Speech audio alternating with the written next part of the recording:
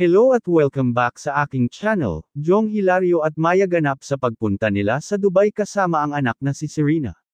Sa isang masayang tagpo, makikita si Serena na sumasayaw, ipinapamalas ang kanyang likas na talento. Hindi nagpahuli si Houston at sinubukan din ang mga galaw ni Serena, na nagdala ng tuwa sa lahat ng nakasaksi.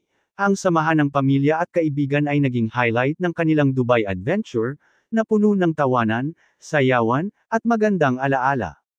Pansin pa nga sa isang video na panay pusing ni Serena na tila walang pakialam sa mga nakakakita sa kanya.